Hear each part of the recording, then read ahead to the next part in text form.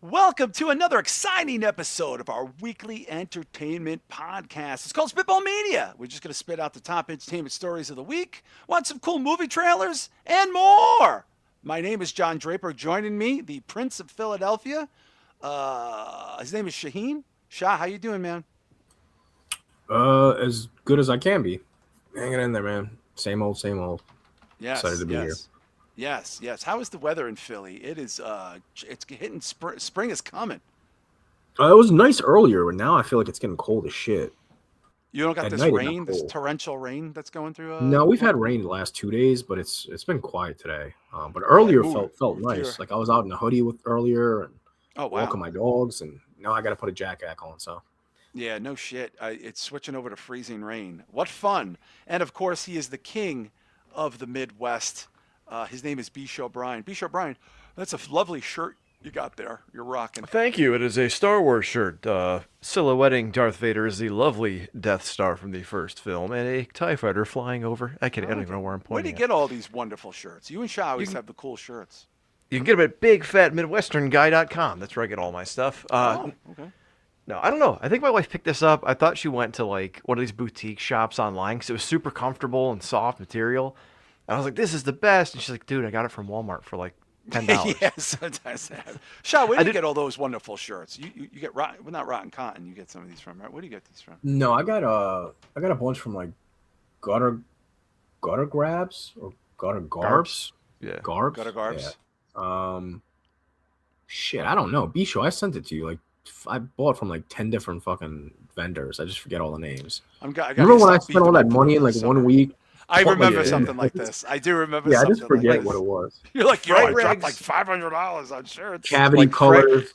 Cavity colors, fright is rags, and gutter Fright garbs. Rags is Fright great. Rags. Fright Rags is Yeah. legit as fuck, dude. Fright Rags rules. Trying to think of what else, man. I mean, let me go back to mine. Yeah, I I got a couple of doozies in my repertoire. But thank you guys for checking us out. If you're unfamiliar with the show, please consider going to patreon.com/spitballmedia. We got a humdinger of a Patreon plan there for you. Thousands of hours of exclusive content. One tier for Shah, the insanely low, soon-to-be price of a gallon of gas, $5 in the United States. Yeah, it's coming. Shit, my vape just cost me $30-some today, so $5 a month. $30 for that? Yeah, it was $33, bro. Oh my! It's still cheaper than cigarettes, though. I mean, cigarettes I was spending like $10 a day. So Yeah, it's more than that, probably, right? It was like 17 in New York City. But Shah, compared to our fucking Patreon, it's a steal. yeah, it's a couple of cigarettes in 2026 that you'll be handing us. So basically, you're giving me a short of a cigarette. A short. It's a drunk short of a cigarette on a fucking Friday night at 2 a.m. Good That's what Lord. $5 is nowadays. Bisho, if we did the full hours of the Patreon content and broke it down by dollar for dollar, it's like, what, 20 hours per penny? I mean, like, it's probably... It's insane, and you guys make me so glad I fucking quit smoking last year. But no, man, check it out. We do Q&As. We just put one up last weekend from February. I got to put the link up for March. Put the link too, up this before I weekend, forget for sure, yeah. And no, it's a good time. $5 a month. Get you in the door. And that is patreon.com/spitballmedia. Thanks everybody for contributing. A lot of great people been with the show since day zero. We appreciate that. And of course, we'll get that link up. We'll get a couple special shows exclusively. And after every show, we do a mini show, which I always forget to mention on here, actually. We do like a mini show of an off topic. Usually it's one topic, depending on the week. That we save exclusively for our pals at Patreon. Now, I have not spoken to Bisho or Shah about this, but I am going to be doing a special announcement on the Patreon in regards to the 1-year anniversary of Kevin Castle passing away. I'm going to announce it here first. This is something I've been thinking about, and I'm going to announce it on our Patreon in a special episode next weekend as we're coming up on that very sad day. And I've been getting a lot of people reaching out to me as WrestleMania season comes around. So I have an idea. I'm going to speak to the guys about it offline, but I'm going to make the announcement here first before I make it anywhere else through the Patreon. So please consider going to patreon.com/spitballmedia. What my lighting guy? What's the matter with my lighting guy? What is going on? What is he talking about my lighting? I I have don't no know. idea. Hey, B-Show, before we say who's in the chat, let's give a special shout out to B-Show, whose birthday was, he had a big birthday this week. And we have another birthday right now, B-Show, to Joe Punches. Happy Joe birthday. Punches. Yes, he starts another trip around the sun today, and wish you nothing but the best. Also, my buddy Rich Dow closed on a house. They're in the Yes, beginning we spoke stages about of that. Yeah, well, congratulations to Rich Dow. But who else we got hanging out in the old chat room? Well, of course, we got Donald Q. Stoney Esquire knocking your lighting setup, which I didn't think there was anything wrong with it. Yeah, it's a little muted, but okay. Of course, we got the birthday boy himself, Joe Punches. Thank you for spending your birthday with us, Mr. P. We have an American original, Coke Hogan. The Coke Hogan brother. We have Emmanuel Rojas. Emmanuel, you got to let me know if you downloaded the album, buddy. Got to let me know. Do have our buddy Rich Dow hanging out, too. The homeowner, Rich Dow. Hey, now, Rich Dow. Yes, the real estate tycoon himself. Tycoon. And that's everybody participating in the chat so far. He's a real estate tycoon. He's the next Donald Trump, only without the maligned reputation. Let's not cast that on him. Maybe more like the Monopoly he owns a man, lot of I don't business. know. Maybe Trump owns a lot of stuff. He owns a lot of things in my neighborhood. Actually, there's a place called Trump Village in Coney Island. Yeah, I forgot. By the way, I'll be on the Bayou Geeks tomorrow night, 8 p.m. Eastern time, to talk about kind of update all the shit that's going on. Oh shit! Oh, excellent. So that's the Bayou Geeks. Okay. That's live tomorrow, Shah. Yeah, 8 p.m. Eastern time. Oh, so maybe I'll jump in. Maybe I'll 7 jump p.m. in and check it out. Yeah, if I'm home, I'm probably gonna be very drunk at that point. Yeah. But usually at that point, I'm like Barney from the fucking Simpsons. You know, don't cry for me, I'm already dead. But that's the Bayou Geeks tomorrow at 8 o'clock. Yeah, tomorrow at 8, and then I'll be joining Rich Dow to talk about pugs later on this month. We don't have a date yet, but we'll figure that out. So that's pugs and war. Yeah. That's pugtastic. I see Ryan Keefe joined us. I see our good friend Chris Matthews joined us. Shout out to him. War Pugs. There we go. War Pugs is a good name. No more war pugs have the power. I love pugs. Pugs are great. I don't love them as Breathing much as you problems. guys. Sorry. The pugcast shop. Podcast.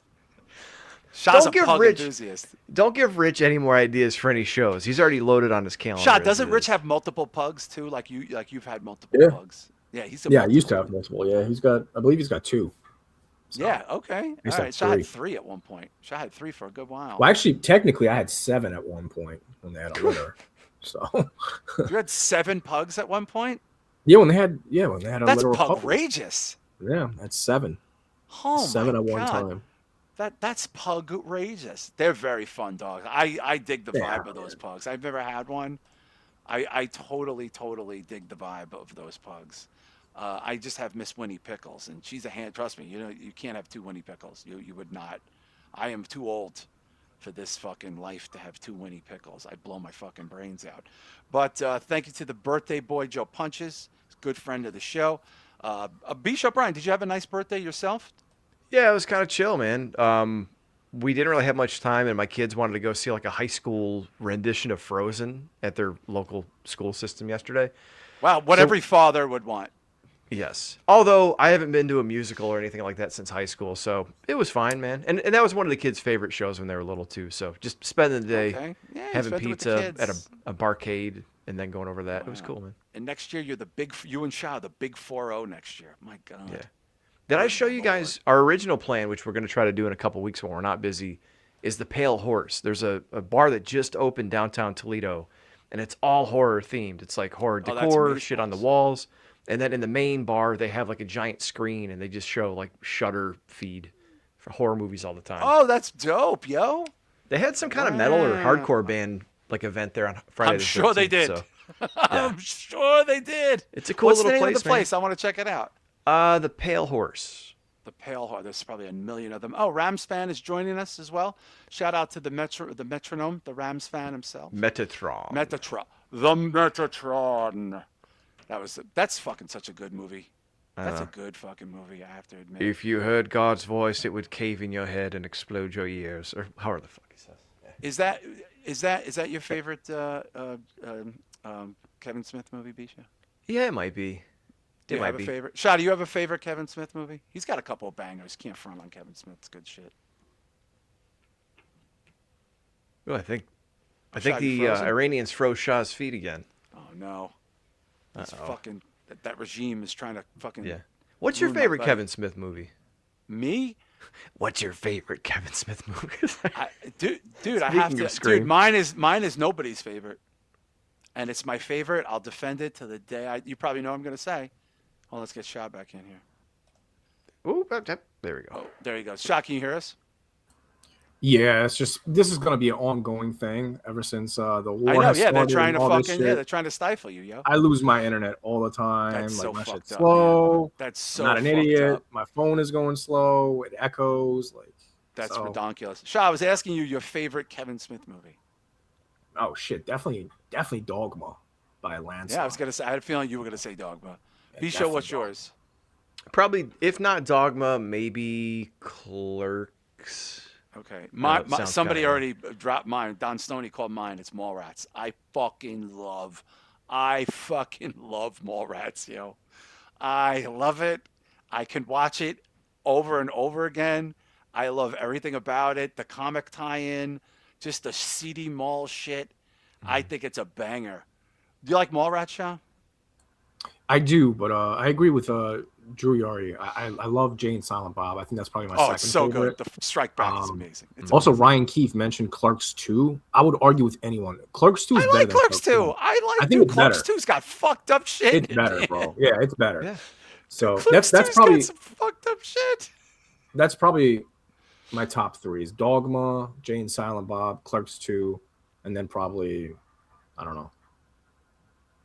I'm going Mallrats, Jay and Silent Bob, and I saw Chasing Amy in a movie at the Angelica, and Chasing Amy's great, dude. I just it's a generational movie for me, as being the same age of all of these people at that moment in time. Bisho, like, and living in Manhattan, like it felt very like it was made for me, for Gen X, like right then and there. But I like Clerks 2 quite a bit, actually. I really do. I know a lot of people who don't like Clerks 2, and I don't know why. I mean, I know it's not quite the same tone as the original Clerks, but it doesn't have the charm of it's Clerks. still really good, though. And that's where Kevin Smith got to show some of his chops as a director, too, because everything he'd done before that was kind of flat. And there's the one scene where Dante is driving home, deciding to settle down and not marry what's-her-name and, give up all of his friends and move away. And he looks over, and there's this little girl eating dinner, and she just looks out the window at him. Yeah. And just that little moment right there, I fucking tear up every time because he's like, no, man, I want to be happy. I want to follow my, Well, I'm gonna go with Drew Yari here because Drew Yari just joined the room. I actually like Jersey Girl. I do. I like it. I like that Carlin's in it. I know it's not Shah like a good movie, but I don't know. I just think it has a lot of charm, and I don't know. I just dig it. I thought it was an interesting thing, which is funny because J-Lo and Ben Affleck were a couple at that point and the most famous people in the world, and he could have went a different route with it, and he killed her in the first 5 minutes of the fucking movie, which I thought was balls. You ever seen Jersey Girl, Shah? I have not, but you know what's the craziest thing is that Chasing Amy actually used to be in the Criterion collection. Yeah, which is like the most random shit ever because it doesn't. No, it's a big movie. It's a very popular. Yeah, but it doesn't feel like a Criterion. You know what I mean? Like Criterion has movies from the 30s and the 70s. But Shah, like it is shot. It's shot to film, right? And it looks, it looks very grainy, and it has a lot of like, I want to say almost underground guerrilla filmmaking. He was already established, dude. Mallrats was a bomb, but nobody was kicking the dude out of the room. The budget between Mallrats versus Chasing Amy is absolute. They gave him a ton of money after Clerks, and Mallrats failed, so he thought he had to go a step back. Visually though, Shah, if you look at the film quality, it looks like it's shot on like fucking low res film. Yeah, I've never seen it. Oh my god! Have you ever seen Chasing Amy? Oh, dude, it's a fucking banger. Banger. Yeah, it's good. It's real good. Have you ever seen Zach and Miri Make a Porno? Yeah. Yeah. That's one of his movies, right? No. Mm-hmm. Pretty sure. Yeah. Is it? I think it is. Yeah. Yeah. I don't know. I don't know if it is. It might be. By the way, Rams fan, I did see Yoga Hosers, just because it was Kevin Smith. It is. And it's a piece of shit. Red State. I like Red State too. I like the horror movie. B-show. I liked it. I thought it was very good. I never saw Red State. It's fucking great. Goodman kills in that movie. That's why it's hard for me. it's hard for me to rank Kevin Smith movies because, like you said, you identify with Chasing Amy because it was like generational. When I saw like Jay and Silent Bob, Zack and and Miri when I Kevin saw Smith. I don't think It it is. is. It's Yeah, Kevin let's look Smith. it up. Even like Rams do. fans, like, oh, I don't know. I used to watch Kevin Smith's like filmmaking Fridays commentaries, and he used to talk about it quite a bit. And he wrote that? That doesn't seem like a movie he would write dialogue-wise. Bro, it's directed and written by Kevin Smith. Kevin Smith. Okay, you guys have to see Red State. Shah, you know who the villain is in Red State, like the cult leader. He's dead now. He was oh God, he was also in Tusk. Which, by the way, I don't hate Tusk. I got the older guy. Shah, you know this guy's name. He was like a grindhouse actor. He had a couple of cameos in Quentin Tarantino movies. I've never seen Red State, but I'm looking it up right Michael now. Parks? Michael Parks, Shah. He's like a fucking grindhouse, 70s grindhouse actor. He's the old guy in Tusk, and he's also in Red State. Oh shit! Oh, he was in Kill Bill. Yeah, yo, yes. Death Wish. Do you know who he is? He's the Spanish guy at the end who tells her how to find him, bro. I think Bill would want me to help you. Meanwhile, he's the whitest white guy ever, Bisha. Yeah, no kidding. What did you think about Tusk? I got it. He did it as a goof, but Michael Parks sold it like it was fucking Shakespeare. He did. Shah, you got to see Tusk because it's so stupid. But here's Michael Parks, like really, like he's like fucking like Anthony Hopkins in the fucking movie. Yes. It's so weird. Yes, and like, see, that's the thing. I hear a lot of people crack on it, and he does so well. And Justin Long is really good in that. He's great. I love Justin Long. I love. Remember, I said a couple of weeks ago, someone asked me some of my like skeeviness when I watch horror movies. What actually gets to me, that kind of body shit, like when he's getting turned into like a walrus, like that. The fact that now he's so a walrus awful. and he lost his So mind. awful. Yeah. Ugh. And the Johnny Depp cameo was great. Joe Punches, you're right. I've seen Tusk, by the way. That's Michael Parks, Shot. The guy's fucking brilliant, man. You got to see him in Red State, Shot. He plays like a far right religious cult leader. Oh man. And Goodman is like the FBI guy pursuing him. How have you guys not seen this? It's so good, man. I've heard of it. I've never seen it though. Shah, if you watch Red State, you'll be like, yo, this dude needs to do more horror movies, man. Yeah, I've never seen that one. I've never even heard of it, to be honest with you, until now. Yeah, it's loosely based on the that church, the anti-gay church, the God Hates Fags church. That's the name of the church. That's what they say. We all know this. Oh, yeah. The Westboro Baptist Church. Yes. It's loosely based on the father of that and the family of that. It's loosely based on them. Melissa Leo is in it. Goodman is incredible. The ending is so good. I think somebody else just joined the chat talking about Kill Bill there. I don't want to give him a shout out. But anyway, we got a bunch of stuff to move on to. Thank you guys for chilling with us tonight. I can't see who else that was. But I wanted to go over this because we were talking about it. Scream 7, which I almost want to see just out of curiosity, but with the weather here has been so fucking bad. And I've just been super busy with my new album, Lament Drowning Room, available on streaming platforms and vinyl. Light the Fuse Records, Lament's Drowning Room. It's available now. I have my listening party in Brooklyn this weekend. B-Show, Scream 7 is a big success. You know, I'm seeing a clip. Fucking A. Ghostface just carved out a massive new milestone with Scream 7. This is according to GeekyTyrant.com. Officially pushing the franchise past the $1 billion mark. Let's see. The film delivered exactly where it counts for the studio after pulling in around $100 million during opening weekend against a $45 million budget. Jesus Christ! Did Shy, after all this controversy, full switch, big controversy it was. They pulled in $100 million and a franchise record in the opening weekend. I'm honestly not surprised by that at all. You know, it's Scream. Same thing I was saying about Final Destination last year when I was saying that's going to be the blockbuster. Yeah, but that had no controversy. That had anticipation. Yeah, but controversy sells also. Like it's, you know. Yeah, I knew it was going to do big numbers, dude. Even I guarantee you, Scary Movie, that's going to be a damn near a blockbuster. Oh, but that's got 6 movies under its belt. Yeah, but it's these franchises that are well known. People support those. I mean, any Scream movie that comes out is going to be. It's not showing up doing $14 million on opening weekend. Man. Like It's always going to No, hit. but there was 50 to people 100 that million. were actively talking about boycotting it and sharing it, and they won't do it. I mean, there was quite a few people saying it. It was silly as that was, and we've exhausted this. But 100 million, it's net. Why didn't it do that for 6, 5, and 6? Controversy sells. So you think people saw it almost intentionally? Because I got Yeah, to tell you, I almost did there's that. so much heat around it. I'm going to be honest, B-Show. I almost went just to be like, yeah, fuck that. I saw Scream. You know what I mean? My kids want to go see it. And I told them, especially like I said, I was on the drive down with Columbus with my daughter last weekend. They were excited when I said I wanted to take them to see it, but I don't know where like the nudie scenes and shit are, so I can. I Tell don't them think to not there's look. nudity in Scream. I will bet you $1 gajillion there's no titties in Scream. You want to hear something interesting though? The $100 million mark. Okay, let's keep this in perspective. I was thinking about this today for ironically, Halloween 2018 was one of the biggest grossing horror movies at the time in 2018. $100 million. I think the total box office was $100 million. Scream 7 did $100 million opening fucking night. Opening night. So controversy, sure.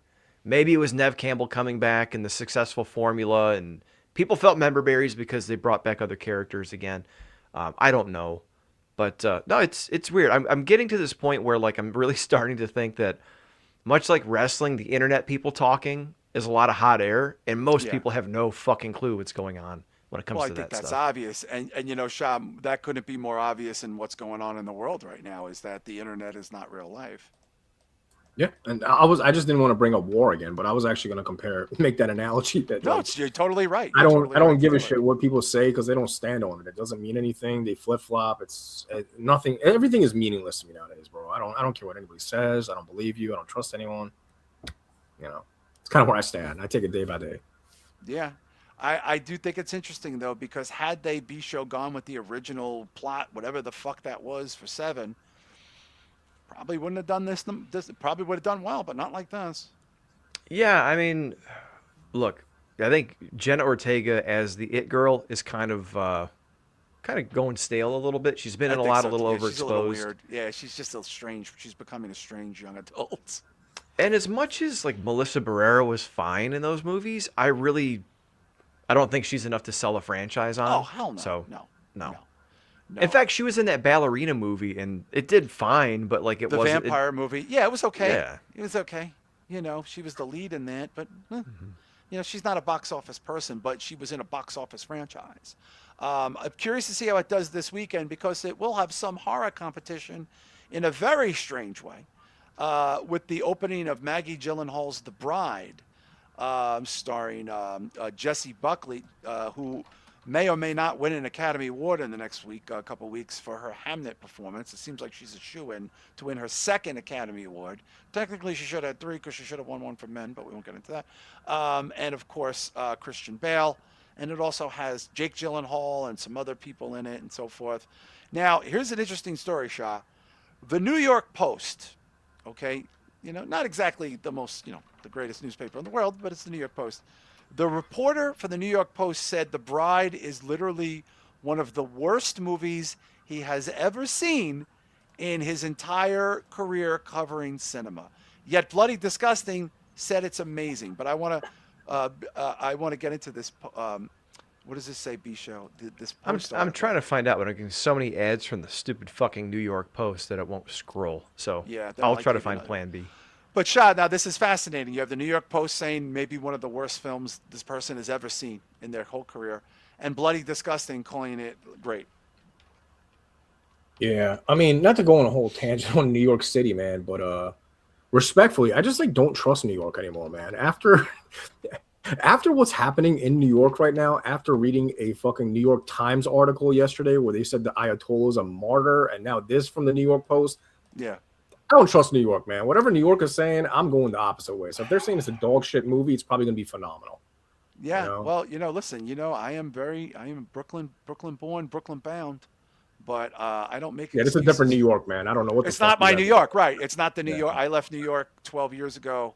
Obviously, I live in New York State, but New York City and New York State, not the same animals altogether.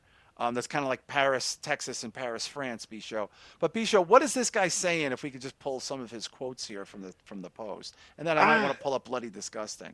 Yeah, I really don't know what. This looks like a try-hard attempt at getting attention. I'm trying to make sense of it. It's more or less just a commentary on the movie. She's the Bride, one of the absolute worst movies I've had the displeasure of watching. That is pretty fucking bold, though. Come on. It's a struck by lightning shocker to see a big Hollywood studio's riff on a story as old as overexplored as Frankenstein, starring an Oscar winner and 2 nominees, no less, be so slathered in ineptitude. See, the $5 words, like that's what really tips me off. This dude's probably really pretentious. Yet only in seconds I regretted leaving my trusty torch and pitchfork at home. Jesus. Woof. So he didn't like it. To say the least, yeah. Yeah. Yeah, I might still go check it out. I just think it looks like a movie I would enjoy in a theater. Could you pull a Bloody Disgusting's review? But from contrast, B-Show. And of course, I want to take your take on this because I agree with what Shah's saying. Unfortunately, New York right now, things that come out of New York City are overrun with people who left cities like yours to move to cities like mine to inculcate themselves in some sort of, hipster paradise. But that being said, I don't know. I just think it's an odd dichotomy between the Bloody Disgusting review, a revelation in vibrant reclamation. Shah, look at this shit. Who wrote this for Bloody Disgusting? Megan Navarro.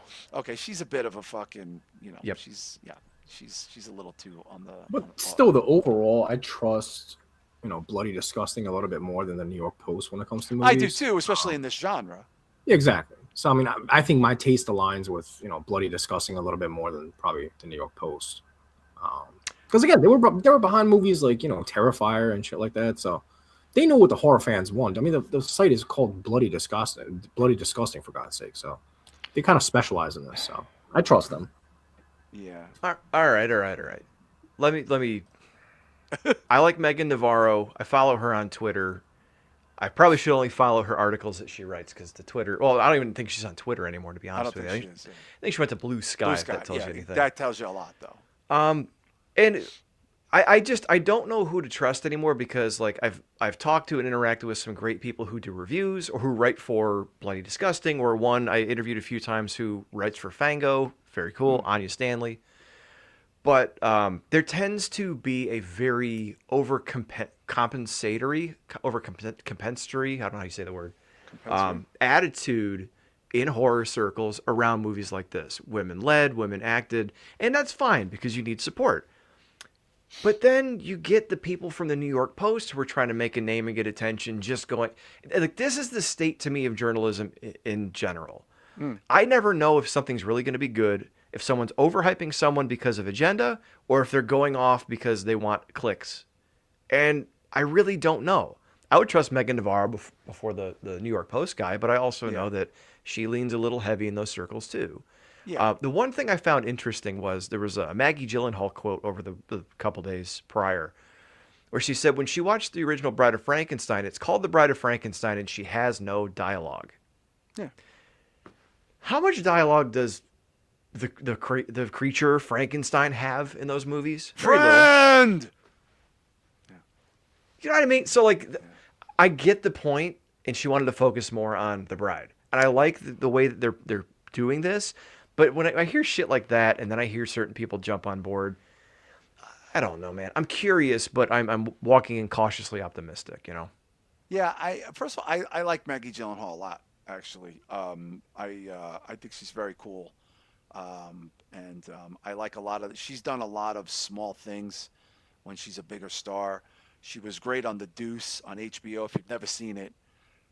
First of all, it's the most Shah. This is such a great series on HBO. This was all about the porn era of the Times Square and how it became a thing, and how 42nd Street and all that was the most dangerous fucking place in the world at this point in time. And Maggie Gyllenhaal plays a prostitute, and she's doing full nudes, for probably scale at a time where she's does not need to be doing this fucking shit, and she really fucking carried a lot of that show. And she's a good performer. She's a good fucking actress. I have a feeling, Shah, this is one of those things that if you don't see it for yourself, you're not going to know. You know what I mean? Yeah, I've always wanted to live during that era in New York City. Like, I You feel need like to see it, dude. 42nd It's Street really was great. probably the filthiest block like you can imagine. It's just Dangerous. dudes constantly jerking off everywhere. It's like, what the fuck, man? Dangerous. Like dangerous shit, dude. Like I didn't know it you was would dangerous. I just thought it was just horny. I didn't no, realize it dude, it was was dangerous. overrun by pimps and prostitutes and drug dealers That's amazing. with impunity. And like Yeah, in sex theaters, like what did you think? Who do you think's walking the streets there? You would go there to yeah. buy fucking heroin and get a prostitute and get a BJ in the car and then go buy some porn and it was fucking hard, yo. It was a hard play. It was legit, you know. I mean, be sure I know you've seen it in movies, but it was legit as fuck. Yeah, dude, growing up, I always thought New York was the roughest place you could go. Like, you never wanted to It go was at that there. point in time. And then it's even like into Lawlessness. the 80s and 90s, like, God, fuck, Ninja Turtles in 1990. It was like, oh my God, if I go to New York, I'm going to get mugged and beaten by a fucking ninja. And I don't know. But it really did have that reputation. And I kind of get when people nowadays say that, like, they're kind of disappointed in how safe New York is. Yeah. Because, like, you don't want to be unsafe, but it's like, man, there's some, Yeah, just a it's a little long too time soft, ago, man. I mean, look, I lived in Manhattan for a bunch of years, as a younger person. I lived in Greenwich Village. I lived in Soho. I lived in right by Madison Square Garden on 28th I'm a Street. sex So, addict, bro. I don't know what to tell you. well, I mean, it was, even like the 90s was a bit rough. Like when Giuliani came in, when I first moved into the West Village, right by NYU and Washington Square Park, you couldn't walk through that park and not get accosted to buy fucking drugs. And like there was homeless people fucking sword fighting in the fountain. It was a wild time. Well, And fuck, when Kevin McAllister got lost in New York, the Sticky Bandits let him go into Central Park and said, no, he's not going to make it out alone. yeah, you won't make it out alive. Even in Yeah. Elf, that they were scared of the Central Park Yeah. Police. Everybody's afraid of it. But the Deuce, if you've never seen it, it's brilliant. She's brilliant. Everyone's brilliant in it. It's fucking fantastic. Very raw. So I'm gonna check out The Bride one night this week, and I might have a review for it. I am gonna go see it. I'm gonna check it out for myself. I also like that time period B show of like that, roaring 20s. I love the clothes, the music, the prohibition. It seems like it's a backdrop. It looks like a Bonnie and Clyde, and this Jessie Buckley, like Shah and I will go to our graves thinking this woman might have gave one of the greatest performances in movies history. And man, like honest to God, I think it might be one of the most brilliant performances I've ever seen. So the fact that she's in it to me, and Christian Bale, I love Christian Bale. And there's a lot of other famous people in the movie too. Penelope Cruz is in this movie too. Yeah. Yeah, Penelope Cruz, Peter Skarsgård, who's married to Maggie Gyllenhaal, Jake Gyllenhaal's in the movie. Like, I think I'm gonna check it out. Yeah, man. At first when I saw the trailer, I was kind of like, eh. But then I saw the second one come out. I think we watched it a few weeks back, and like you said, with the time, with the 20s, the Roaring 20s, and the flappers and the gangsters and shit, it's just an interesting time. It's an interesting place to set that story, Yeah. especially focused on Maggie Gyllenhaal. And I'm curious the way they sold it with like how they brought her back and like no one ever asked like what'd you do to me or well, I'm Yeah, trying to yeah. remember the line, but like She was like, "What's my name?" I can't remember. It's really, yeah, and like Jessie did anyone Buckley's great, ask yeah. and all that shit? Like yeah, no, She's it's great. She's great. interesting. I'm curious I'm curious. Like, I have a feeling it'll be like, okay. But I will have a full review of it next week. And hey, also this weekend, that movie Dolly, that a friend of mine actually had a hand in. Sean William Scott from American Pie is in it. Shah, that Dolly movie is getting very good reviews. That like a chainsaw tourist trappy trailer we looked at a few weeks ago. That's actually opening. It's going to theaters this weekend. Yeah, I forgot that was coming out, but that's actually a movie I would love to check out just because I'm like a diehard fucking Dolly fan. And from what I can remember, again, my brain is shot out, but the trailer looked pretty decent from what I Oh, can remember. it looked menacing. Yeah, it was dark. It was foresty, dark. It looked very chainsaw tourist trap. B-show, By the way, I'm excited for that movie. real Sorry. quick, this comment right here, man, I did not know I need this until now, but Cena's like jawline and like facial structure, like I Oh, can Rams see fan brought up Frankenstein. Frankenstein, Cena. I can Cena totally see Stein. that. But Yeah. if it's Cena, would it be more like Ernest Goes to Frankenstein? You know what I No, mean? because Because he is the goofy. makeup, you won't even tell, bro. You won't even Cena be able could to have been in tell. Frankenstein. Imagine if Cena Yeah. was booked in this He would movie have with been Jesse great, Buckley. bro. Cena style. But we can't see him, Shah. So how would we know? That's We true. can't see him. We He'll just play see the the Invisible Man. stitches floating. It's just- Anyway, before we go into You can't see Frankenstein. That could be the trailer. Is like you can't see him. Everyone's Or- just running from nothing. It's like, Yeah. what are they running from? Yeah. They you pull know. the rug under you, man. You go for Frankenstein, you end up with the Imagine Invisible like he Man. doesn't speak and he has the bolts in his neck and he just goes. Anyway, before we head over to some interesting trailers, we just want to point out news came out earlier this week that really iconic, maybe one of the more iconic people in horror and really beloved in the industry, Bruce Campbell, released a statement a couple of days ago that he is going to be canceling all appearances and all work that he's doing as he is now battling cancer. It was a very, very sort of sad thing to read. I saw this shared hundreds of times, because Bruce Campbell is one of these guys that even if you don't like Evil Dead, even if you don't like this, you don't like that, people really like Bruce Campbell. I've seen him in person many times at horror cons. He has charm for days. B-Show, I know you're a pretty big fan of Bruce Campbell. Very, very, I mean, he's not a young guy, but like this is very sad news. Bruce Campbell is the finest man to grace the silver screen. If you've never heard Psycho Stick's Bruce Campbell song, it's fun. Yeah, man, this sucks. He was one of those guys, we're getting to this with our generation now, where like you think he's still young enough to hang in there for a while. People still kind of fantasy book. What if they turn Evil Dead into a cartoon? He can still voice Ash. There's always that little bit of hope because he's getting close to 70 now. Yeah, he's not a young But, guy. you know, it's sad. The one good thing about it is he said it's not curable but treatable, so hopefully that's Not okay. curable, but treatable. Oh, that's just... Yeah. Ay. So hopefully he's got some time or can be comfortable or still Absolutely. enjoy some of his life. Yeah. But like, check out this. Okay, now, this is Bruce Campbell. He's done some stuff other than horror movies, Yeah, but absolutely. mostly known for horror movies. USA Today, NBC News, The Guardian. Where are we at now? LA Times, Fox News, and that's just the first page of Google. His diagnosis was everywhere, all mainstream Yeah, publications. he's very well liked. Shah, I know you're not a big Evil Dead guy, but have you seen Bubba Hotep? Because to me, I still think that's his finest thing he's ever done. Yeah, so I was actually gonna mention that as my least favorite movie of his. I fucking hate that movie, dude. Oh, I that love movie Bubba is Hotep. so boring. It's so fucking boring. It's just so Oh, weird, man. though. It's just so Yeah, weird. it's so man. boring though, man. I bought that and I fucking hated it, man. I don't dislike Evil Dead. I just think it's overrated. You know what I mean? Okay. Like I don't put it up there as like one of the greatest horror movies of all time. It's very influential though. Like I'll give it that. It definitely influenced like a whole, I don't know, probably thousands of movies. But yeah. Hopefully the best happens for Bruce Campbell. I mean, he's been in a shit ton of movies. I just pulled up his Yeah. his, Oh my god. movie list, dude. God. I don't remember him in Maniac Cop though. Was he in Maniac Cop? Oh, yeah. Yeah. I don't remember Yeah. that. Which we're going to bring up in a moment before we head on Oh, over right to off. the trailers. Yeah, he's got a long, illustrious career. And he had a TV show called Briscoe County on Fox when Fox went to Fox was more of a what's the word I'm looking for? B show where you don't really show real new shows, but your affiliates like what the fuck? Like before, like around the WB became a network and UPN Syndicated. syndicated. Yeah, Fox didn't have when Fox's only program was on Sunday nights at one point with Simpsons. That's how Fox became a network. The Simpsons, it was a catalyst for Tracy Ullman and the Simpsons. And then Tracy Ullman first, yeah. Tracy Ullman first, and then The Simpsons was spun out of, famously, of course.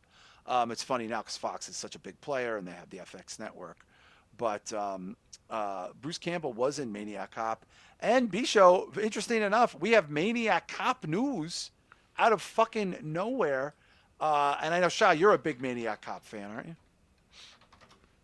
Well, apparently not as big of a fan as I thought. If I don't recall Bruce Campbell in the No, fucking movie. but you're a fan. Yeah, I have all three of them. I just Yeah, I was gonna mean, say haven't you watched them probably in have 20 you years. probably have all of them. Yeah, I just Um, haven't watched them in like 20 years, so I just Yeah, don't remember much. yeah, for sure. Whatchamacallit? B-Show, we have Maniac Cop news. We do. According to Bloody Disgusting, this hit 3 days ago. Nicholas Winding Refn's Rent, yeah, he makes banana movies, man. his Maniac Cop remake will shoot in the fall, says William Lustig. William Lustig, who made the original Shah Maniac Cop. He's executive producing this too, as well. I met William Lustig at several horror cons. that's kind of dope though that he's involved. You know. Yeah. Now, Bisho, can you pull up Nicholas Renfring because he has made some fucking bangers. Shah, you have some of his movies for sure. He's made that Ryan Gosling movie, God Loves, Man Forgives, or some shit.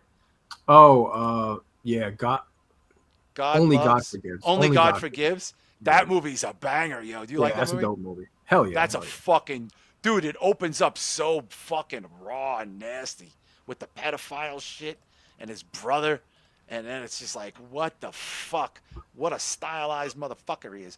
Bisho, can you pull up this guy's repertoire? Because this guy making Maniac Cop is gonna be a banger. Yeah, I'm looking for his filmography. I was reading more on the development of the remake. It was interesting, but Yeah, let's see. Neon Demon, love it. Only God Shah's a huge Forgives, yeah, two bangers right there. Drive. The banger of bangers, yo. Let's see. I haven't heard of the other ones. Fear X, Pusher 2, Pusher 3, Oh, he made the Bronson. Pusher movies. Shah, do you have the Pusher movies? They're all great. I don't, but I've seen Bronson, and I did not like Bronson. Bronson is overrated. It's a performance, Yeah, I didn't movie like that based on a at true all. story. This guy's got bangers. This dude making Mania.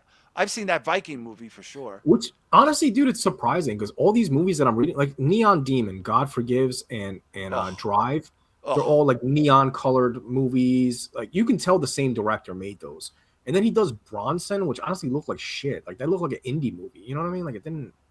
I don't know. Very weird that that's one of his later movies.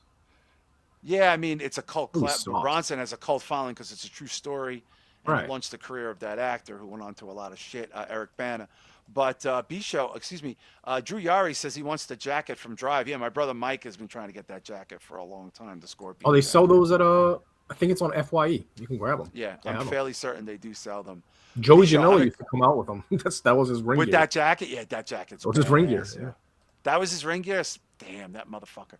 Yeah. Bisho, this guy has made banger movies, and this guy is gonna make a banger Maniac Cop. Well, I was kind of worried when I heard Maniac Cop remake because whenever I hear remakes of these properties, I always assume it's like a Blumhouse or a Universal Oh or something no, like that. this guy doesn't do Blumhouse. Well, and I was looking at the development and reading that article from Bloody Disgusting. It's gone now, but it Oh, basically said HBO like let them develop the scripts for this series or whatever it was, and then they finally just like washed their hands of it and said, "Here, yeah, you it was guys supposed to take be a it." series. It was supposed to be a Yeah, series. I love Maniac Cop. I need to revisit that. I it's just, so fun. it's so good. It's so like, Shah, like was I feel like that's one of the last like grindhousey, right? You know what I mean, Shah? Like I definitely consider Maniac Cop grindhouse. I don't know if I would Like the consider it grindhouse, but like, well, dude, it's old, dude. It was like it was like a Vestron video fucking movie, made for yeah. shoestring. See, like grindhouse to me is like those movies that they played at the theater for one night, and it was fucking That controversial, and it was banned for a while. Like Maniac Cop Maniac was Cop. incredibly controversial. There was articles written about it in the Post and the Daily News because it was showing cops in a negative light. We did, as a culture, we just didn't have shit like that at Yeah, the but time. I mean, like exploitation in the sense of like sex, like when they had those Nazi exploitation movies, like Yeah, like those are the She ones Wrote that I Us Love the call like SS and all that shit. grindhouse, cannibal Yeah, I holocaust, think like it's stuff a like that. broad. Look, it's a broad term, but Yeah, I'm older than you cats. I remember when that came out, and it was at the late '80s, I think, Show. Yeah, There like was article. 87 ish. They Yeah. were telling people to boycott it, like police organizations were protesting it because they didn't want to have a movie about a cop that did that.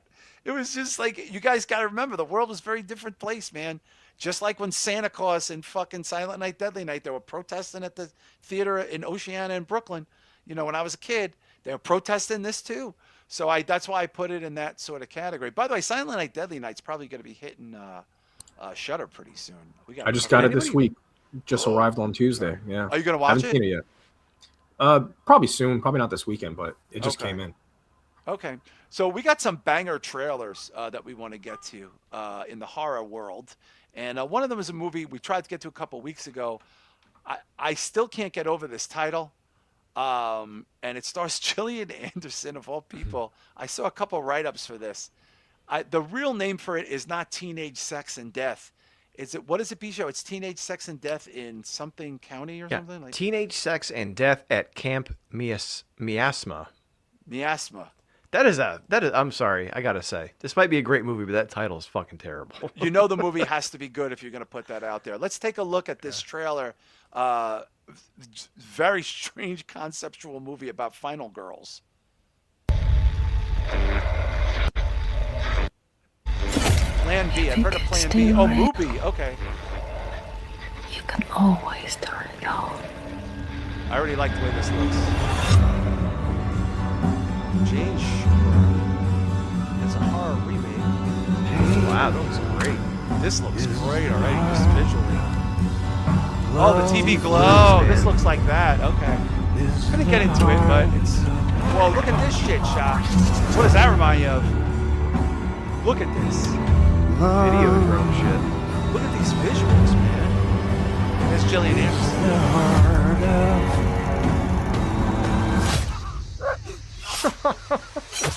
What the fucking fuck is this? Wow.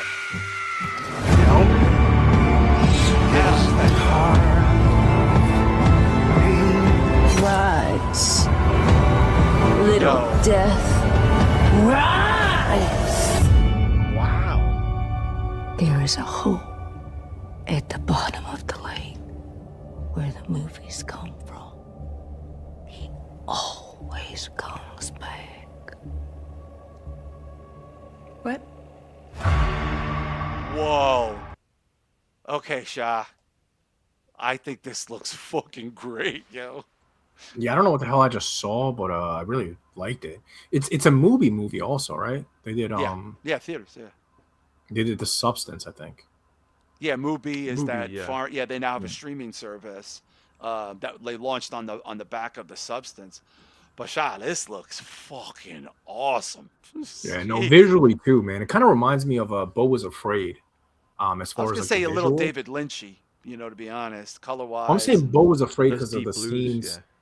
Yeah, because they had the one scene where it looked surreal and it looked like it was almost like on a set, like a play.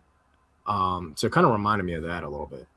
Yeah, Joe Punch is reminding us that Plan B is the company owned by Brad Pitt. It's his production company.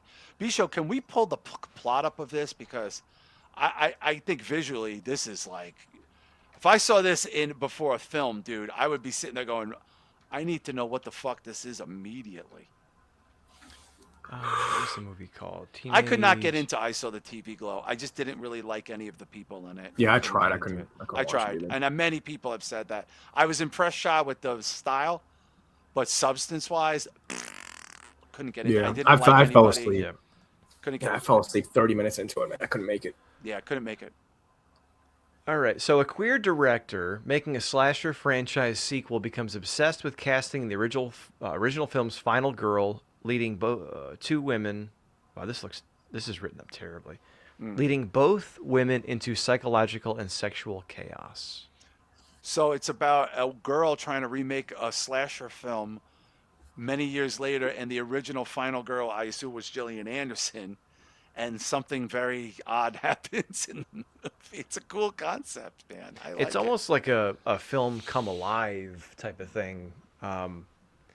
Like the actual film is derived from an actual living being, breathing entity or some weird I shit. dug it. I thought that visually was a fucking knockout, man. Yeah, and I dig the David Lynch vibes too, like the record Totally. with the deep blues and like Shah said with the stage. That I don't know what the hell I saw, Yeah. but it was beautiful. It was Yeah. gorgeous, and I would go to sit through 90 minutes of just Oh, those yeah. images alone. Yeah, Shah, I think that's gonna get me to a movie theater to see it. I think I want to know. I want to check that out. Yeah, I just looked up the director. I mean, obviously, clearly a lesbian just by looking at her. But I think the last movie had like a trans theme, and then this one's like lesbian, so it's pretty obvious. Yeah, I saw the TV Glow. I think kind of had that overview there, but it was younger people. I think that's what it was, right? That was like the It was like a overall theme. trans thing, right? Yeah. I think there was a non-gender specific person in it. But this looks great. I will totally check this out for sure. I have a feeling it's a fucking total mind fuck. Anyway, we have the next trailer. This is getting a lot of buzz. I don't know if this is based on a game or a book, but I'm hearing about this left and right. Every time I turn around, somebody's talking about it. It's called Mortuary Assistant, and we're going to check it out right now. Let's see. Working on it. Oh, sorry about that, B. Here we go. I just want to see if I can get some. Wasn't there a movie called The Mortuary Assistant? I do think it has something to do with a video game or something to that effect. I don't know. All right. Here we go. Look at that. Oh, All right, Shudder. Mr. Leibowitz, let's get you embalmed and I guess cremated. Boy, they're running this terrified thing around. Wow, look at this. Ooh! Slap face. A little less in this. Oh boy. Is somebody there? Dude, if I was there, I would have all the lights on. Yeah, hit video game. Okay. I know what you experienced was terrifying. But you need to listen to me if you want to survive. Oh, there we go. The entity will do anything to gain control. Like an evil Very Dead Exorcist. Oh, Exorcist. I want this to stop. Please! To banish a demon to hell, All right, it's got You need Satan to learn angles. its I'm name. in. Do I have something that you want? Oh, wow. you need to get off the phone. You have to help me. I don't know what I am doing here. The demon knows everything about you. Oh, I recognize that act. So what do we do? The actor looks like one of the Ellisons from Ennis. By the houses of hell, I command you back! All right. Demons. I love demons.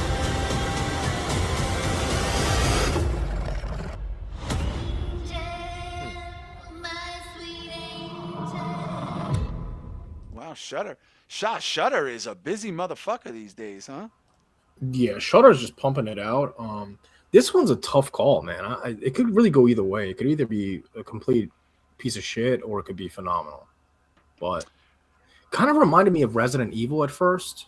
And It then is a kinda video switched game up. based, Yeah, kind of property. reminded me of that. It seems very Blumhousey though. You know, like Does the way it? it's No, shot. I don't yeah. think from the. You think the way it's shot? Yeah, just I don't know. What about you, No, Bisha? Do you that's- think does it remind you of Blumhouse at all?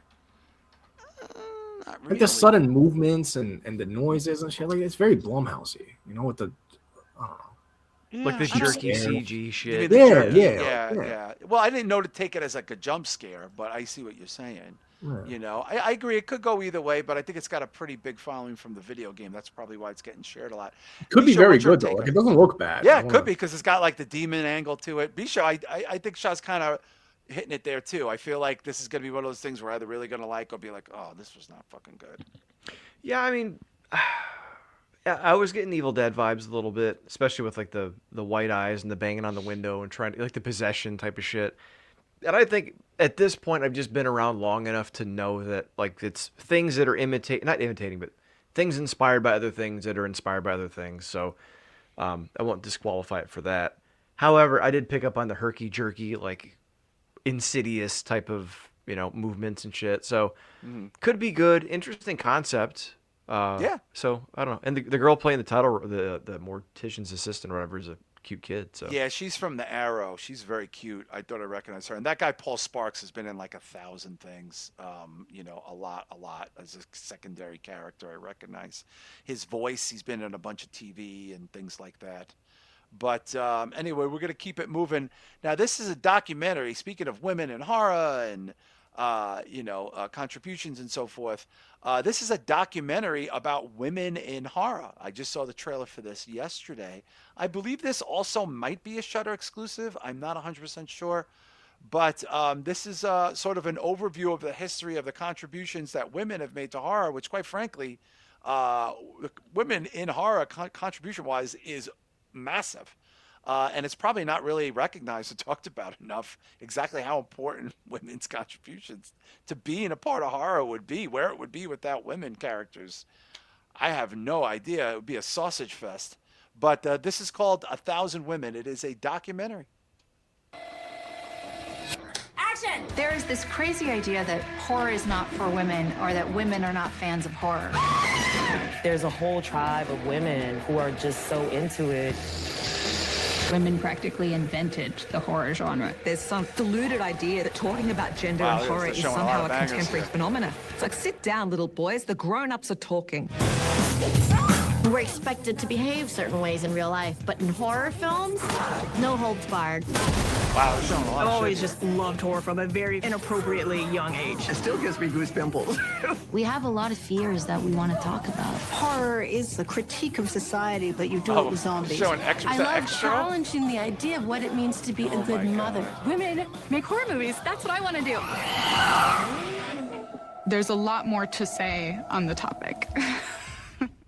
So that is a Shudder exclusive. You know, Shah, it is interesting because I feel like you don't really hear, like, women are such a big part of the genre. Like you just, and it sort of went from just being like the victim to the final girl to now a lot of women are doing a lot of strong things behind the scenes in horror, and also women themed movies. Like we talked a couple weeks ago about oh God, the fucking Spelunker movie with the demons in it and shit, with the creatures in it. The Descent? The Descent, right? The Descent, Shah, is 100% female cast. It's not directed by a woman, but it's 100% female cast. Like 100. There's like one dude in a quick scene, couple of scenes, and that's a fucking modern banger. You know what I mean? And then you look at movies like Martyrs, where it's all female heavy leads and all this other shit. Like really, like I don't know that people aren't recognizing it. I think it's very prominent, especially in the last bunch of years. Yeah, I mean, I don't want to discredit women's contributions to horror, but at the same time, to sit here and say that women invented horror is Oh no, that's just silly. That's silly. It's like, what are we doing here? You know, That's silly. I mean, it's not a surprise that women contribute to horror. I mean, they're, you know, half of the world is women, so you would expect half of the movies to have women in them. And again, you know, like the final girl, and usually, like, you know, back in the day with the Grindhouse movies, they were like victims of, you know, like I Spit on Your Grave and the revenge movies and all that shit. So they've definitely had a large contribution to horror. I just don't want to sit here and pretend like they invented horror. That's not just factual. Yeah, that's just one woman saying it. I don't know. Yeah, but that. why put that in the trailer? It's a stupid thing. Well, because like, it's a selling point. It's a female empowerment fucking. Well, it's a vibe. selling point to some, though. But for some people like me, I'm going to be like, oh, I don't even want to watch this now because I know what you're trying to drive here. This is, it's a narrative, you know. Yeah. I mean, I would like to see more of it. You know, I hope it's not a penis bad movie. But Bisho, I mean, like, you know, there are far more women in horror now, and they've always been in horror, but it seems that the victim role has been elevated into a lot more. A lot of times it's also the antagonist role. You know what I mean? Yeah, it's just I don't want to like take anything away from that because it is 1000% true.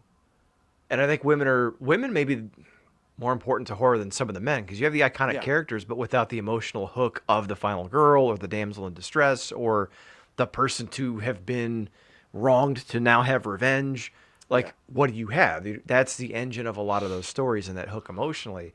However, to say that like women aren't being recognized in horror as being important, I think that's a little bit of a stretch. Yeah, that might be a dated concept, and I think that was a fair thing to say a long time ago. I don't think it's fair to say now. Yeah, like especially if you've spent any time on social media or any time in any groups, like I'm starting to see, like, people used to say directed by John Carpenter. They had those shirts were popular for a while. Then it was produced by Deborah Hill because people would say, okay, well, she was a great producer and didn't get her credit, and that's fine. And then it moved to like, well, she's actually almost as responsible for Halloween as John Carpenter, and it's like, hang on a second. I just, no, I mean, look, I don't. But that's what I'm saying is like that's where it comes to me is like. Yes, did Mary Shelley write Frankenstein? Allegedly, she did. Yes, and I'm not taking that away from her. Well, there are some people throughout the years who said that Percy Bysshe Shelley had wrote it and gave it to her. I don't know if that's true or not. I think that's a stretch. And there's people that say that Shakespeare's sister wrote Shakespeare. It's just, right, but to my point, yes, Mary Shelley wrote Frankenstein, but people were still telling scary stories before that. You know what I mean? And then the first film, the first horror film was what? Nosferatu the Vampire. It wasn't Frankenstein. So it's just it's stuff like this where like I really want to support, and yes, in some ways women are more important to horror than men. But then it's like, hey, here's Katie Siegel on another documentary, and she's great, but guess what? She's now going to be in Flanagan's next project because it's his wife. And it's almost, I heard someone say today, are we going to start getting as mad at that as we do with Rob Zombie? I don't think it's the same thing because Katie Siegel's but first of all, talented. because she can act, and she's, Exactly. The difference. But it's... So what you're saying is, if I'm hearing you guys right, bitches ain't shit. Is that... Well, I mean, just look at the chat. We have the most misogynistic chat room right now. I know. Those comments are fucking going on. I know. No, what I'm saying is, I hate continuing this spinning this yarn of like people don't recognize women. And I'm not. Look, I'm being a little supercilious. I'm just saying though, but like, the reason why Terrifier is also great is because the female lead in it is fucking great, and people love her. She's not Art the Clown, but they fucking love her, dude. They fucking love her. Yeah, but you know what John, I mean? I would argue that's been the theme throughout the horror history. Yeah, that's what I'm saying. But like, you don't really women... view it in that lens, right? You don't. Like, where would Halloween be without Jamie Lee Curtis? Like, you know. Right, but the horror genre is the one genre that they've actually been credited. Like that they always have been. So I don't understand the whole point of this. Oh, like this is a blind spot of horror. Like, no, it's not. Yeah, I got to see how the documentary portrays it. I'm gonna check it out. I don't know. Literally if that's a movie that we just watched the trailer of that's based on Final Girls, bro. Like, it's clearly the thing. Final Girls and Lesbians. Final Girls and Lesbians. Right. Like, you know, lesbian. And that's the thing. Girls. It's like, I'm not discrediting how important they are, and I'm not discrediting people need to give them credit and continue to heap praise upon them. To me, it's almost the disingenuous, self-flating take of self-flating. That's ironic. But flating is self. Would it be self? Anyway. I don't know. Not fellatio. Self-cuddling. Masturbatory. Let's just say masturbatory. There we go. Yeah. But yeah, it's like that. Like, you know, no one gives credit, and no one says. No, everyone says that. And like Shah said, this is the one genre where everyone's willing to give. Well, maybe credit. that comes up in the movie. I just think maybe in the genre we recognize that, but externally it's not recognized. That's all. Like, true, you know but like I mean? the genre isn't even recognized. Do you know what I mean? Like, we've talked for how many hours on this show talking about how like horror always gets snubbed at awards. Guess who gets the award? Amy Madigan. Do you see what I'm saying? That's to me some of the idiocy of this stuff. I'm not saying it's not important. I'm not saying don't do the movie and heap praise, because it's important, and without them, we probably wouldn't be here talking about it. It's the conversation.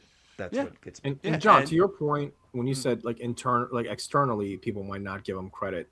That's what I think you're referring to. Yeah, but then again, though, why would people from the outside watch this documentary? Only horror fans are going to watch this, and they're already very familiar with women having. Well, yeah, but I also think, but you know how it is, Shah. I also think because there's this notion that it's not everything we make is for everybody, and everybody's got to watch it. Like that's the vibe.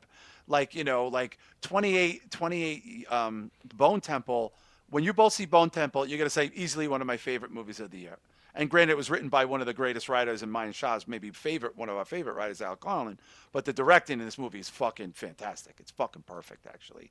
And like, you know, I don't know that people know that a woman directed it. Like, you know what I mean? They're just not good. You would never be like, well, this is directed by a woman, obviously. You would never, there's no fucking, like, you know, I do think sometimes this is a little more obvious. Like, for example, I don't know why I keep forgetting the name of the fucking Spelunker movie. The Descent. The Descent. If you just played The Descent to somebody today and didn't tell them who was the director, and you say, do you think this was directed by a woman? 100 people out of 100 Shah would say absolutely. 100 people would say absolutely. They would think it's some new she female director. No question, right? Wouldn't you agree? Well, also, we have a ton more female directors nowadays too. Way more now. Yeah. And there were especially in horror. You know, there's a ton of them. The Substance is a game changer. The girl that did what was that A24 movie about the nun? She who also did who had her follow-up movie with what's her face in it that we liked quite a bit. It wasn't Love Lies Bleeding? Movie. Yeah, Love Lies Bleeding. That movie's fucking brilliant. Yeah, I think the director of Titan, isn't that a woman too? Yeah, the car fucker movie, and she's got another big movie coming out. She's a big fucking swinging dick. She did the fucking Substance, right? I mean, isn't that the Substance person? Didn't she do Titan? Oh, that's a different fucking woman. This is what I'm saying. So like, there's. I think we're getting away from now it's so prevalent, it's not a surprise. But historically speaking, no one was going to let a woman B-show direct a horror movie, even like up until like the early 2000s, mid-2000s. Well, but that's what I'm saying. That's 26 years ago. Yeah. And I guess that's been a big issue I've had, and we've talked about movements and swaying back and forth from different spectrums. That's been an issue that I've had with some of this, with the horror genre over the past few years. It's like some people just, it's almost like in their head they want to believe that it's still 1996. Well, they it's don't. like, Well, if there's progress, they have no meaning, because then they don't have to complain. And by the way, this is not just limited to women. This is limited to a lot of people. Yeah. You know, you could throw this in a lot of different directions. You can throw this in a lot of different cultures, and you could even look at. We're not going to drag this all into it, but you could even look at what's going on right now and what's going on, you know, in Iran, and you have all these other people, you know, who were screaming about the Middle East 6 months ago, who ain't saying fucking shit right now, and we all know what I'm talking about. So let's not pretend that we don't, because like, you know, because they gotta keep they gotta keep the gimmick going. You know, and it's like, you know, and the big picture is, if you were somebody, Shah, who was complaining about Gaza 6 months ago, and you don't say nothing now, then you obviously were full of shit the whole fucking time. It's the same kind of shit. Not to switch topics, but I discovered something on YouTube. There's a YouTuber. I can share this on Patreon or something as a YouTube clip. I forget the guy's channel name, but he essentially exposed all these protesters in New York as paid protesters. They're paid. Yeah. Like he literally like recorded them, where it's like, yo, they all have. You get paid. Yeah, this is a job. Like this is not even real. Yeah, even the Minnesota guy. When the Minnesota guy got killed, they were saying that some of those people were paid too. Probably. Yeah, it's to paid. agitate. This guy went and recorded them. Like he had all the proof. All these people are printing the same signs. Yeah, the signs ready to go. The slogans ready. It's coming in like with an acting exercise. Dude, coming in with trucks full of these signs. I'm like, on a moment's notice. On a moment's notice, yeah. But that's what I'm saying. The same thing with these people saying, well, women don't get any respect in the horror genre. I'm like, motherfucker, where have you been? Like, it's all over the place. The Bone Temple, let me tell you, I'm going to make a prediction. The Bone Temple's going to get nominated for awards. I don't give a fuck that it didn't make money. That's how good it is. That's how fucking good the movie is. But you're not hearing that.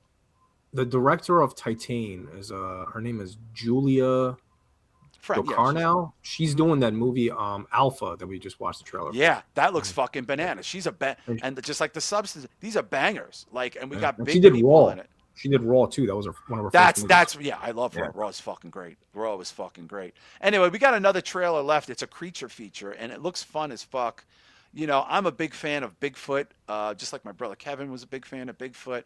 I love the UFO, like Shah loves the UFO movies, and the B-Show, you're a fan of a lot of these creature features too, like creature, you know, movies and so forth. Absolutely. Everything from Swamp Thing to Swamp Thing. Yeah, you're a big Creature Swamp from the Thing Black guy, Lagoon. actually.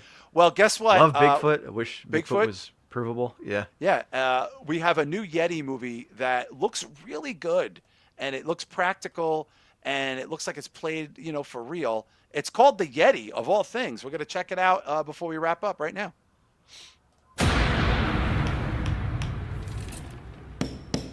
Oh, Rams fan, you got to get into Bigfoot, man. Did I wake you? Nice. This just in. We're officially declaring them missing. I like He's this. putting together a rescue team. Watchdog, Dr. Radio Demolition. I love this. Oh, this is great. And he wants you to lead his search. Look how fun this Lead is. his daddy and yours too. I love how it's framed. 1947, Alaska Territory. Uh-oh. Oh yeah, baby. Bigfoot's cousin. Can be blamed for all sorts of things. Ooh, I Monsters, like that shot. myths, signs from the gods. The boat had no choice but to leave us. Nobody knows where we are. We're fixing to die out here. We stay any longer. That's enough. Oh, I love it already. You hear that? The old attack. Ah. I just hope the creature. That's all I care about, honestly. I'm kind of worried because of the around accents. since for the birth of Christ. It just looks fun. 20,000 years. Oh, look at that footprint. I love it.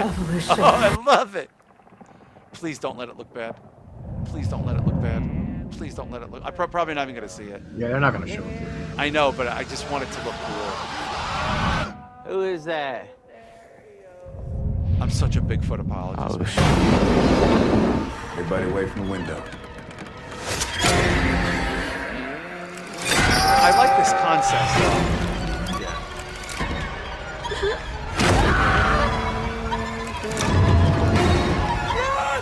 I like the graphics they use too. Very like 50s film poster style. Yeah. Oof. Oh, I really want to see it. Oh shit. I really want to see it. Shah, this is the kind of shit I like, man. Like, it doesn't take itself that seriously. All right, so I'm actually okay. So I'm not into Bigfoot. I prefer Little Feet, but I like this version. This is like the retard version of Bigfoot, which I'm super into. It's like special needs Bigfoot. Yeah, I like this. I like the retarded version of Bigfoot. The retarded version of Bigfoot. Look at that.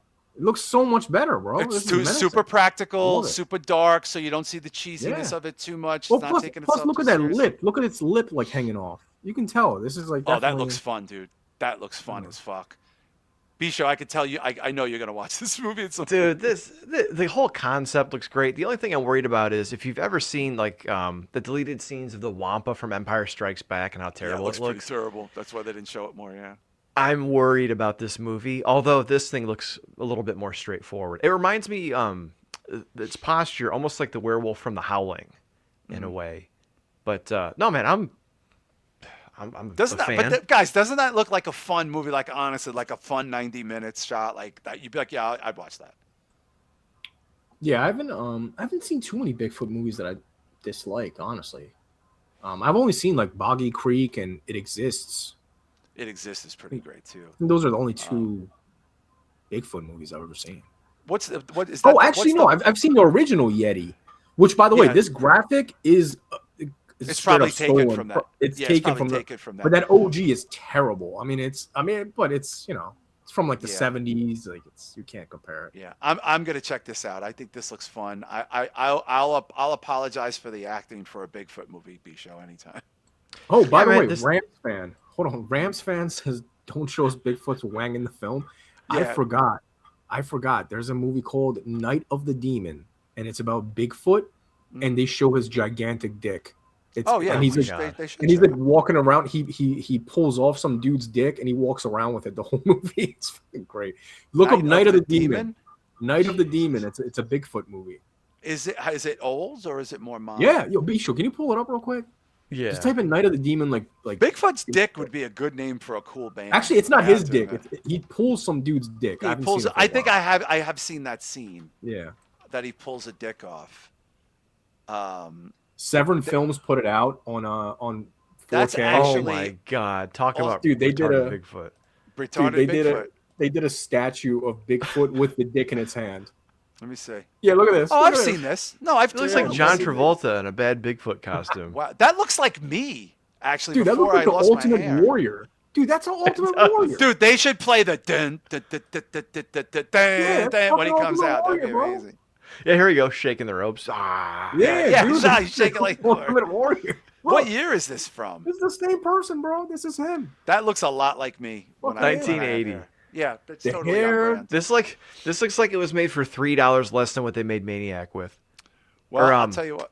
Madman, sorry. Madman. I'm gonna check this out. I'm gonna check this out. I think I have seen it though. I have a lot of Bigfoot movies. There's that Bobcat Goldthwait one that he directed that's very good.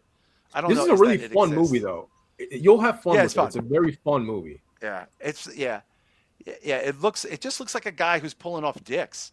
Anyway, speaking of pulling off dicks, we're gonna pull out of here and head on over to the Patreon for our Patreon friends. We'll get the link up for the Q&A for March.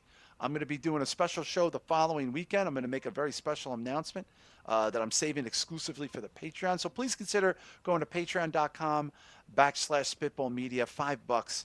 That'll get you in the room for all the dick-pulling content that your heart desires.